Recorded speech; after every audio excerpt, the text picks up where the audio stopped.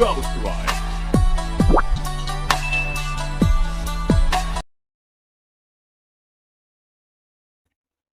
Assalamualaikum warahmatullahi wabarakatuh. Pemirsa yang dirahmati oleh Allah Subhanahu wa Ta'ala, dimanapun Anda berada, semoga kita selalu dalam lindungan Allah Subhanahu wa Ta'ala. Hari ini kita akan membacakan kitab Fathul Mu'in tentang sunnah-sunnah wudhu, sunnah yang ke-10 di dalam kitab Fathul Mu'in. Mudah-mudahan video yang singkat ini bermanfaat bagi kita semua. Amin ya rabbal alamin. A'udzu billahi minasyaitonir rajim. Bismillahirrahmanirrahim. Wa italatul ghurrati, dan disunnahkan memanjangkan ghurrah, bi ayyaghsila ma'al wajhi muqaddama ra'sihi wa udhunayhi wa safhatai unuqihi. Dan disunnahkan memanjangkan ghurrah dengan gambaran seseorang itu membasuh beserta wajah pada di depan kepalanya dan dua telinganya dan dua permukaan lehernya. Jadi pemirsa yang dirahmati oleh Allah Subhanahu wa Ta'ala, ghurrah dalam artian itu adalah putih yang berada di kaki kuda. Akan tetapi ghurrah dalam hal ini adalah seseorang itu membasuh beserta wajah di bagian depan kepalanya dan dua telinganya dan dua permukaan lehernya. Artinya ketika seseorang membasuh wajahnya, maka dia melebihkan bagian depan kepalanya, dilebihkan dari batasan wajah. Kemudian dia melebihkan pada dua telinganya, jadi harus kena, dan dua permukaan lehernya. Sama-sama kita ketahui bahwasanya yang wajib itu adalah dalam fardu wudu itu membasuh wajah, yaitu bagian dari tempat tumbuhnya rambut sampai ke dagu.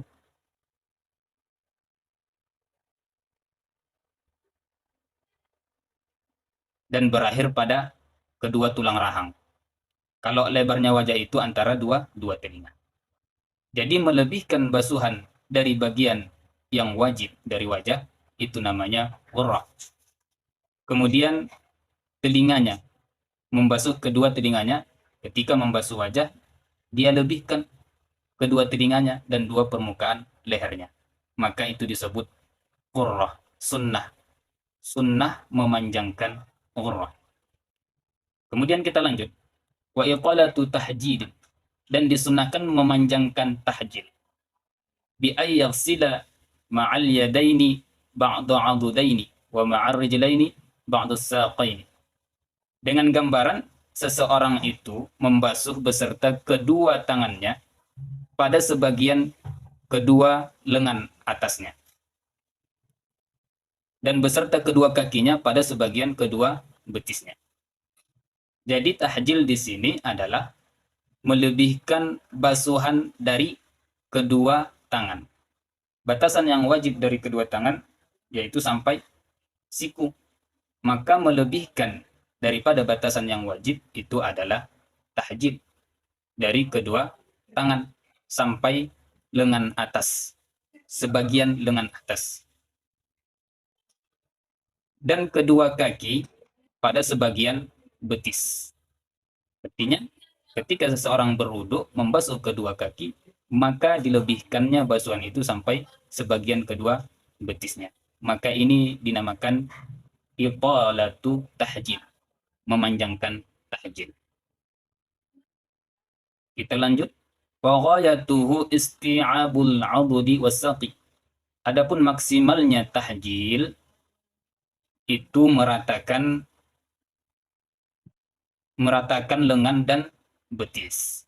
Jadi paling sempurnanya tahjil melebihkan basuhan yang wajib dari kedua tangan dan kedua kaki adalah meratakan lengan dan betis. Wadzalika li khabari syaikhaini, Adapun sunnah memanjangkan ghurrah dan memanjangkan tahjil, kita sudah ketahui yang mana ghurrah, yang mana tahjil. Karena ada hadis dua syekh di sini, yaitu Imam Bukhari dan Muslim. Imam Bukhari dan Muslim meriwayatkan hadis ini. Maka inilah menjadi dasar ataupun dalil tentang kesunahan ghurrah dan kesunahan tahjil. Apa hadisnya? Inna ummati yud'auna yaumal qiyamati ghurran muhajjadina min atharil wudu. Sesungguhnya umatku akan dipanggil pada hari kiamat dalam hal keadaan senantiasa memanjangkan atau ghurrah muhajjalina, dari bekas-bekas wuduknya.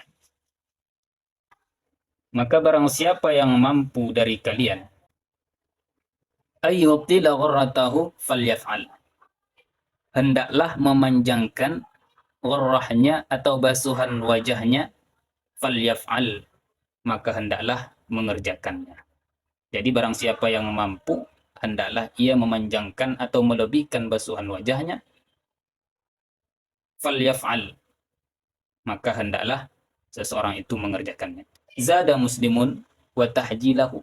Di sini Imam Muslim menambahkan wa tahjilahu, dan tahjilnya, yaitu bagian daripada melebihkan dari batasan kedua tangan dan kedua kaki. Ay yud'auna bidhal wujuhi wal aidi wal arjuli. Maksudnya umat Nabi Muhammad nanti dipanggil pada putih wajahnya dan tangan-tangannya dan kaki-kakinya. Masya Allah. Inilah ciri-ciri umat Nabi Muhammad yang sering melebihkan basuhan pada ghurrah dan tahjilnya. Artinya umat Nabi Muhammad akan dipanggil nanti pada hari kiamat, yaitu dikenali dengan putih wajahnya, tangannya putih, dan kaki-kakinya putih. Kita lanjut. Wa yahsulu aqallul italati bi ghasli adna ziyadatin 'alal wajibi. Dan hasil paling sedikit memanjangkan dengan membasuh paling sedikit yang bertambah ke atas perkara yang wajib.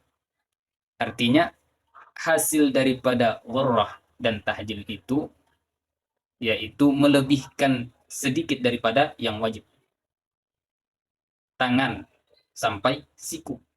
Maka melebihkan sedikit daripada siku atau melebihkan basuhan kaki daripada mata kaki, maka itu sudah hasil, yaitu sunnah ghurrah dan sunnah tahjil.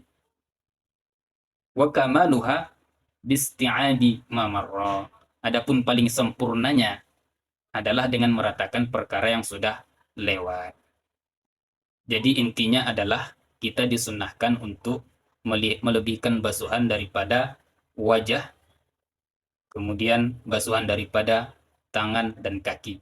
Itu disebut italatul ghurrah dan italatul tahjil. Memanjangkan ghurrah dan memanjangkan tahjil. Maka ini disunnahkan.